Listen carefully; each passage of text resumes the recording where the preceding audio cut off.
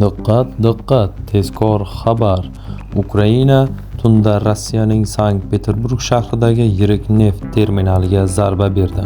Bu haqda prezident Vladimir Zelenskiy tayanib BBCga xabar berdi. Ukraina prezidenti hujumga uchragan obyektni Rossiyaning urushi qanday uchun daromad keltiradigan asosiy infratuzilma deb ta'rifladi. U Rossiyaning mintaqadagi yirik harbiy dengiz bazasi ham nishonlangan olingan ta'kidladi. Sankt-Peterburg gubernatori Aleksandr Beglov shaharga ommaviy dron hujumi uyushtirilganini ma'lum qildi. U neft terminaliga zarba berilganini tan oldi, ammo jabrlanganlar yo'qligini aytdi. Zelenskiy 4-iyul kuni Sankt-Peterburg va uning atrofidagi hududlardagi nishonlar Ukraina chegarasidan taxminan 850 kilometr uzoqlikda bo'lganini bildirdi. Zarar ko'lami hozircha aniq emas, biroq Ukraina prezidenti tomonidan e'lon qilingan videoda dronning nishonga qarab uchayotgani va zarbadan so'ng hududdan ulkan qora tutun ko'tarilgani aks etgan.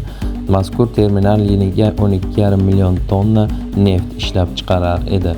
Shu va boshqa xabarlarni tezda bilib olish uchun kanalimizga obuna bo'lib, bir dona like bosib qo'yishni unutmang.